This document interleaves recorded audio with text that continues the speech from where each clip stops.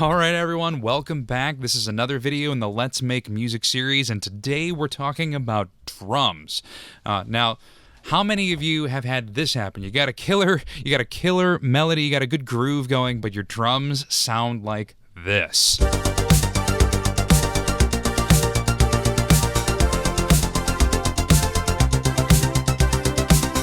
They're there, they're keeping the space they need to keep, but there's nothing really exciting going on with the drums. So here in this video, I'm going to show you kind of how you can spice this up.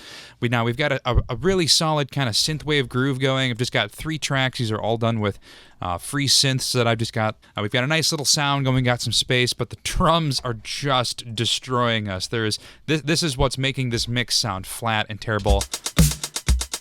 Or a bunch of stock samples and nothing really exciting is happening. So I think the basic principle that I like to use is I divide my drum tracks into a couple different chunks. You'll see here I've got a separate track for my kick, a separate track for my snare, and I've got some hi-hats going on here. And that's just because sonically they occupy different areas. You know, your kick drum needs to do different work than your snare does. One of the things that I'm going to do is I'm actually just going to, first things first, I'm just going to throw an EQ on that and just kind of see where we're landing. Now this is d.notive. This is a free EQ that I'm going to be using a lot for these videos. I just happen to really like the interface. I think it's very easy to understand. You can set up a high pass, you can set up a low pass or a high pass, and it actually has a built-in compressor for doing a little bit of dynamic equalizing, which is not necessarily a feature we're going to play with for this. We can do a deeper dive on the dynamic capabilities of this plugin later on. We don't need to worry about that right this second. I'm just going to do a nice gentle cut somewhere here in the middle and just pull out a bunch of frequencies that we're not really going to miss. I'm going to make this nice and wide.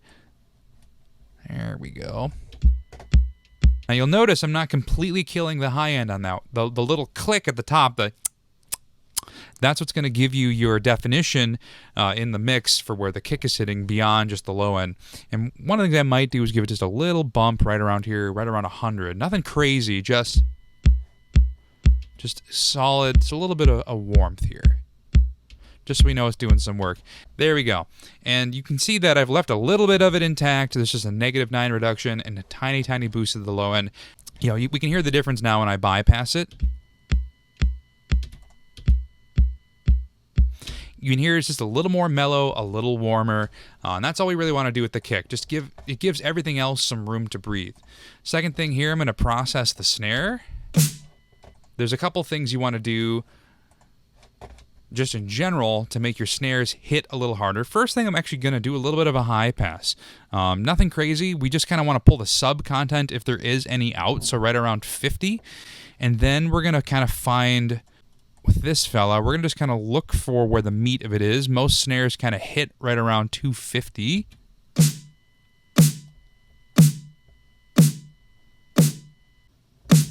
Now, obviously, I'm not going to bring it up quite this high. That was just me kind of hunting for where it is. And actually, on this snare, it's a little lower. It's right around 200.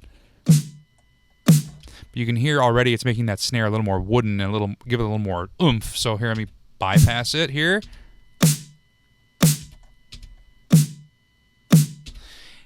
The only other thing you might want to pay attention to is what's called air, which is over here. It kind of gives it that nice soft decay. I'm not going to go crazy. There we go. You have to remember that your mix is like a set of puzzle pieces. Everything has to have its own little section that it sits in. And the snare sits a little higher than the kick. Then I'm going to do the same kind of processing over here on these really generic TR-909 hi-hats. And you'll notice as I'm doing this, I'm soloing each track. You certainly don't have to solo every track as you do it. I'm just doing it for demonstration purposes and also for the sake of clarity, just so you can hear what's going on. So over here under audio, I'm going to hit FX, and same thing, d.notive. And now the only difference is I'm gonna do a pretty aggressive high pass on this because this is just hi-hats, right? Like you can hear all this stuff that's really doesn't matter.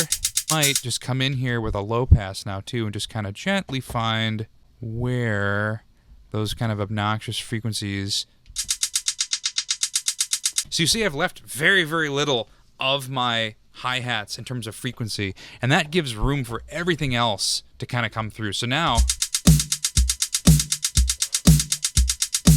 So some of the other things we're going to do to spice up these drums, I'm actually going to go in here and I'm going to just start messing around with the rhythm of this kick a little bit. So yeah, 4 to the floor is great, but let's see if we can do some other interesting things. I like to kind of double up some of the kicks every now and then, just to add a little variety. Otherwise it gets really repetitive really fast. And I'm just going to start finding some places on the grid that makes sense. And I'm going to do that. I'm going to activate this metronome playback here. So up here, if I click this, that makes it so there's a metronome clicking as I do this, so that as I start throwing things around on the grid, you have to select what you want to paste to. I'm just copying and pasting the kick again. I'm going to start moving things around. Oh, and you can change your resolution for what you want your snap to be right over here in the snap section. I'm going to change it to be a 16 because I don't want to manipulate this any more than that. Okay, so now already we've got a little more something going on here.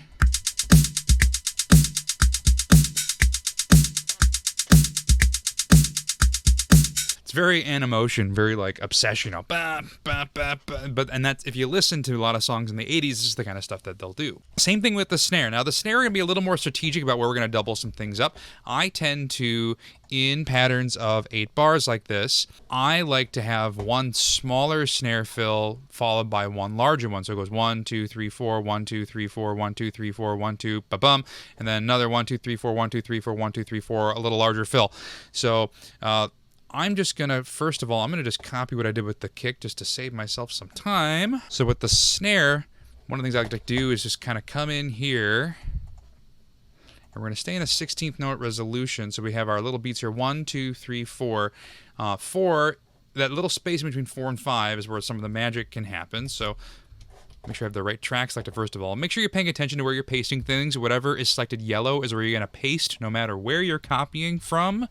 So I'm going to select track 2, which is where my snare is. Now I'm going to throw this in like this. Okay, and then I'm going to do the same thing. Come in here at this end of 8. 1, 2, 3, 4. And actually, I'm going to start a little earlier because I'm going to use all of these 2 beats. So now I got something like this. So if we listen to that whole thing now with the metronome off.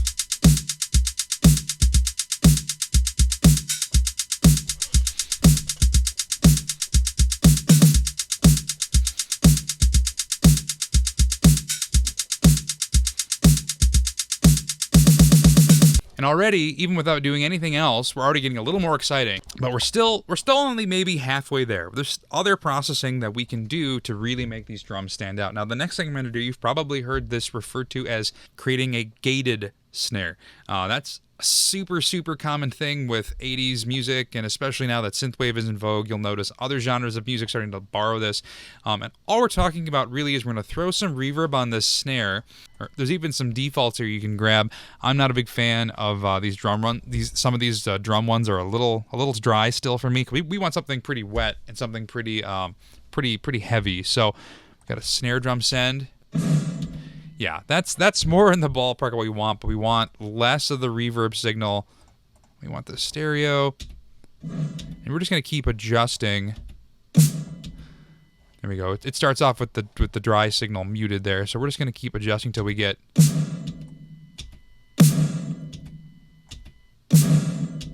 There we go. But that's only half the battle. The next part now is the gate, and again, you'll notice I'm using just freebie tools that come with Cakewalk to do this. The gate's going to be over in this Dynamics folder, and now we can actually just throw on, I'm just going to use a standard noise gate and adjust the taste. So you'll see now when the drum hits, this little VU goes up, and what we're going to do is we're just going to adjust this up almost to the top. You'll hear what it does is it cuts off that reverb. And that's about what we want. We have a little bit of a hook there for some reason. There we go. What that's doing is making a very dry snare sound a little deeper, a little bigger, like it's got some more volume to it, a little more heft. That's the quintessential 80s and synthwave sound when it comes to processing your snare. So already, and again, you can come kind of back here and adjust this to taste. I might put a little more or a little less of the wet signal through there. So obviously you can see if you do this too much, you'll lose the snare entirely. But now already we're starting to be somebody.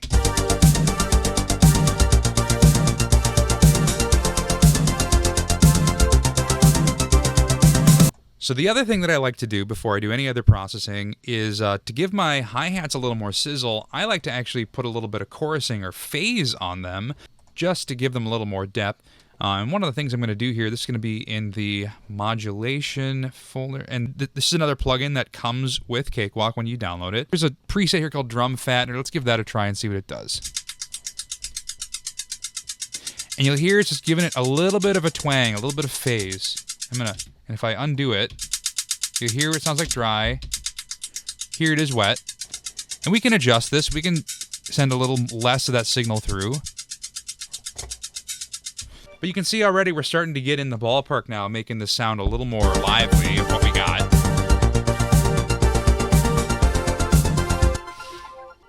Pull this up, pull this up. Now, some of the other things that I'm going to do here, your percussion doesn't just begin and end with your kick and snare. So to really give this some life, I'm going to actually add a few other things, and you'll notice again that I'm making some new audio tracks. One of the things that I like to do is I'll just add other random percussive elements to kind of fill the gap. One of the things you can do to certainly give your mix some life is you throw a clap in there. And I like to just kind of put this in with the snare on every other one. And I already have a reverb bus set up, and that's a topic for another video, but I'm going to just throw some reverb at these claps. And kind of same story with the other things. We're going to EQ out all that low end here because we don't really need it. I'm not going to cover how to do the bussing in this video, but you can certainly just throw a reverb on this to get the same effect. And I'm just going to copy this a few more times over here. Okay, and then I'm going to add another track here, and we're just going to bring this in just to kind of to make a little bit of extra stuff. You know, and we're going to throw in some tambourine now, and we're just going to kind of drag things around on the the grid until we have kind of a groove we like. So I'm going to actually double this up a few times. And again, you notice I'm just kind of randomly dropping them in and playing it back to kind of see if I like where they're hitting. And so far I'm getting lucky. They're just kind of where they're working and where I'm putting them is feeling okay and feeling good. I'm gonna move this one over here a little bit. Nice. Okay, so now I'm pretty happy with that. I'm just gonna make it easy on myself to copy paste it. Throw that over there. Bring this down.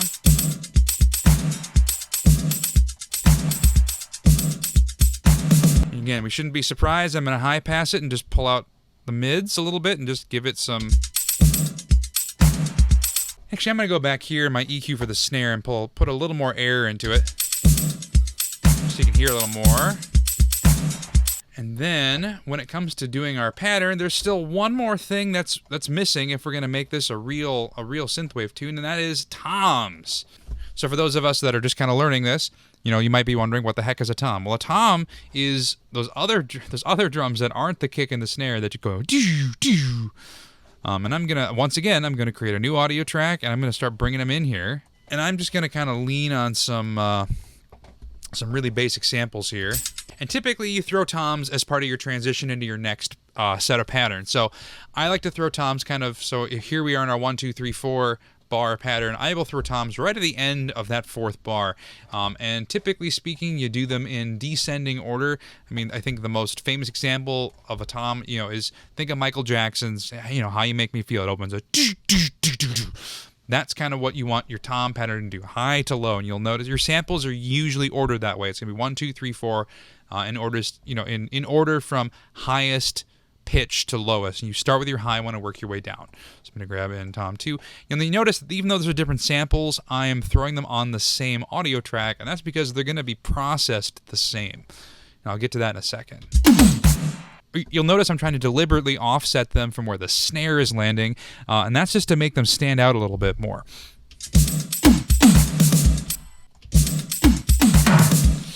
And once again, we're going to just start with some some EQing, and I'm going to do a little gentler high pass. Toms tend to hit a little higher than the snare.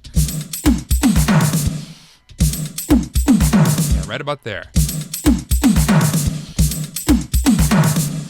Okay, and the thing with toms is I tend to just bathe them in reverb, so we're gonna do that too, just to give them,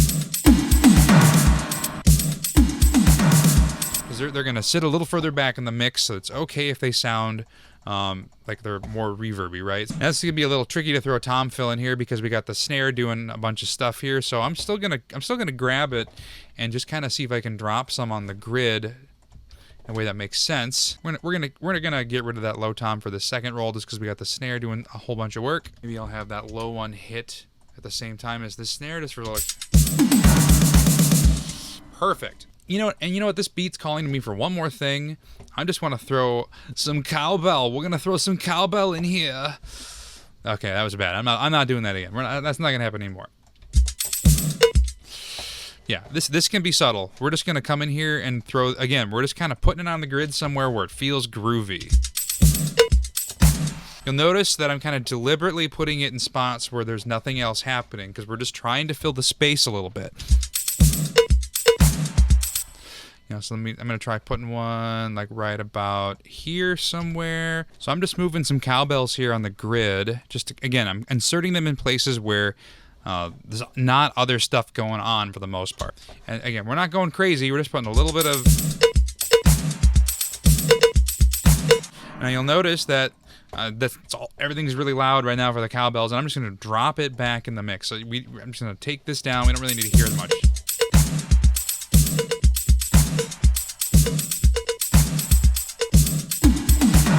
Same deal. High pass, pulling some lows out.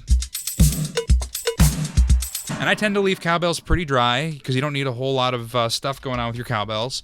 The next thing we're going to do, tracks 1 through 7, which is what all this is, I'm going to create a new stereo bus to process all this together. In fact, I'm going to call it, so you saw what I did there, clicked this output, hit new stereo bus, and one appeared. So now that is routed to bus E. Actually, I'm just going to pop this out so you can see this a little better. So in doing that, I have created bus E, and I'm going to label this by double-clicking it and typing drums. Now I can pick these things, tracks 1 through 7, where all my drums are, to be routed to drums.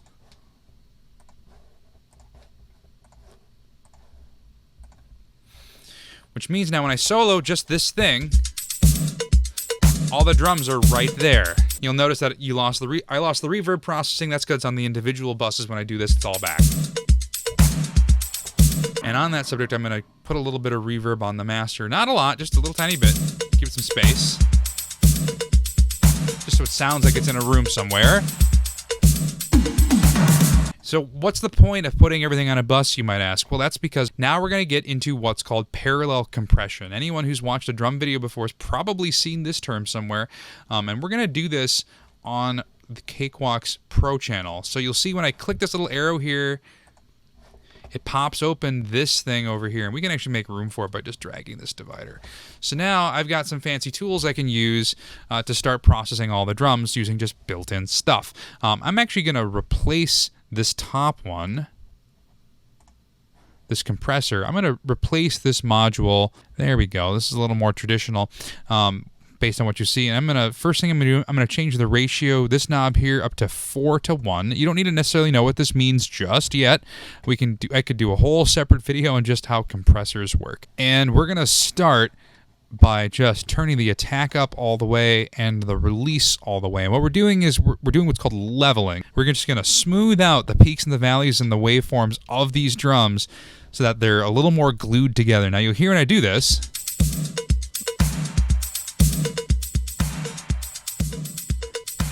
you can hear now how absolutely mashed those sound. They sound like there's nothing happening to them at all. They're just completely squished. Or you can see this dial moving up and down to tell you how squished it is. But that's okay at this stage, because what we want to do is now with this wet dry knob, we're going to bring some of that original signal back in. And what we're going to do is just kind of set this somewhere in the middle. And this is the stage where you might want to make a few tweaks to some of your levels. You'll notice after you do the parallel compression that some things might not be coming through quite as nicely as you'd like. This is your place to kind of make those little tweaks before we go any further. But overall, I'm pretty happy with that. Now, you must be thinking, surely we're finished now. And the answer is, once again, you're still wrong. There's still one more thing we have to do to really get these things to sit well in the mix. I'm going to show you that. I'm just going to demonstrate by just closing this out. Because now if I were to unmute this, you'd kind of hear the whole tune. You're thinking, okay, yeah, the drums sound cool, but they're not really cutting through the mix, and that's where side chaining comes in, or more specifically, we're talking about what's called ducking. What we're going to do now is we're going to knock things out of the way really quickly for the drums to get through. And we're going to do that with built-in compression and sends in Cakewalk. So I'm going to go back to this console view. I know right here that track 1 is my kick, but I'm going to label it just so I know. And track 2 here is my snare. This Minimoog VA right here, this is the bass. We have an arpeggio going. And then here are the stabs. Those are free synths, by the way, the Minimoog VA and the Zebralette. You can go download those. I can put links in the description if that's something you're interested in. Those are just freebies, and I think they make for pretty passable, sounds, what they are. So the first relationship we need to think about is a relationship between the kick and this bass. And the way we're going to make it duck out of the way is we're going to just insert an effect here by clicking this little plus sign. And we're going to go over to Dynamics, and we're going to throw in just the Sonitus, or Sonitus, I don't really know how you pronounce this, the compressor, which is the built-in Cakewalk compressor. And I'm just going to set it for this bass guitar compression. All we need is for this right here to have a cutoff point. We're going to adjust this in a minute. The next piece to make the sidechain work is now we have to set up a send. So below FX, I'm going to hit plus, and now that built-in, that side input for that Sonitus compressor is now available up here for that track. It says right here, side input. That's how you do side chaining. So now you can hear it and you can see it. You can see that it's compressing it down. So if I were to actually pull this down even further,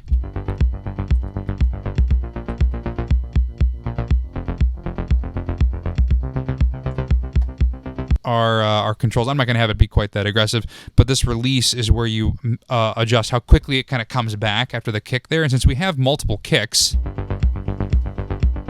since it's hitting on more than just the 4, we don't want that release to be too long because you'll never hear the bass come back. Okay, and we're actually going to do the same thing on this arpeggio over here. Even though it's not really occupying the same sonic space, certain genres of music like synthwave kind of lean on having that heavier sidechain sort of sound. And once again, I'm just going to grab that bass guitar preset for this compressor, just because it has that nice sharp cutoff there, and it'll make the sidechain more pronounced. And same thing here, we have to set up another send, so I'm going to hit plus, and now we have another side input for the second Minimoog VA that I have set up. And if I do that, now we have another sidechain cooking on this one.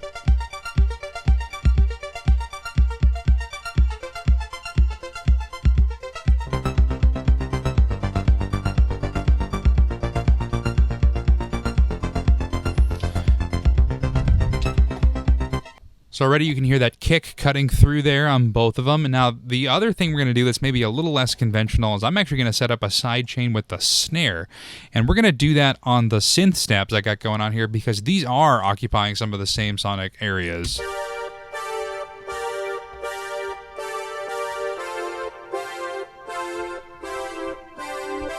So same story, we're just going to throw this, we're going to go into this dynamics thing, throw in the Sonitus compressor, again grabbing the bass guitar preset just because again it has that pronounced cutoff there. And only now, instead of worrying about the kick, we're gonna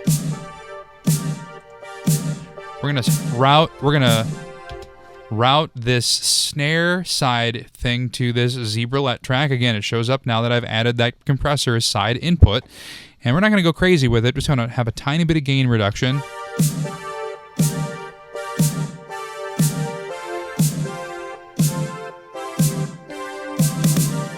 kick down like maybe 8 decibels, and I'm having it come back pretty quickly. I'm adjusting this release so it's pretty fast. But now when I let everything play, you'll hear it all. You'll hear that percussion, the kick and snare in particular, cutting through the mix a little more firmly than it did before.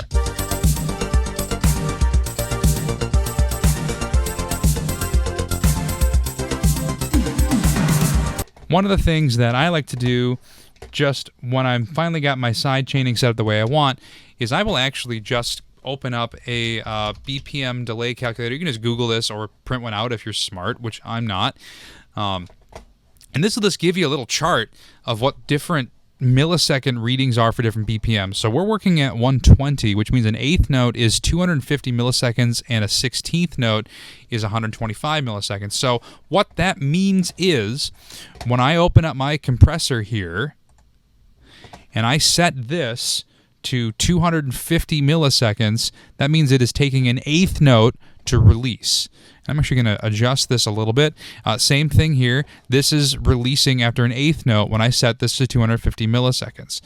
And all that means is when the kick hits, an eighth note transpires before the volume is back up to full. So when you hear that ducking effect, that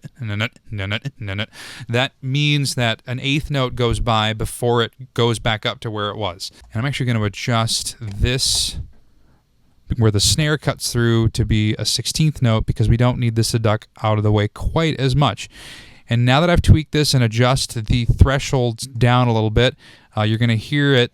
It's going to sound much more rhythmic and groovy. And obviously there are still a few tweaks that need to be made for the mix to really sit right, but now you can hear the difference between where we started and where we've ended up, how to make these drums really sizzle and pop. And a third of it is just making sure you have some interesting patterns going on the grid using samples other than hi-hats, kicks, and snares. The other big piece is using parallel compression to really give your drum bus some glue. Then after that, side chaining to really make it all kind of sit right and play nice with the other instruments you have going on. And with that said, that pretty much wraps it up for drum processing. If you guys like what you're seeing here, you like what you're learning, you want to see more, feel free to join my Patreon community for just $1 a month. You get to see the next video in this series before it gets released to the public on YouTube. Becoming a part of my community gives you the opportunity to preemptively provide feedback and pitch suggestions for future video topics. As always, I'm happy to explain whatever you want to learn about to the best of my ability. So until next time, my friends, happy music making and best of luck.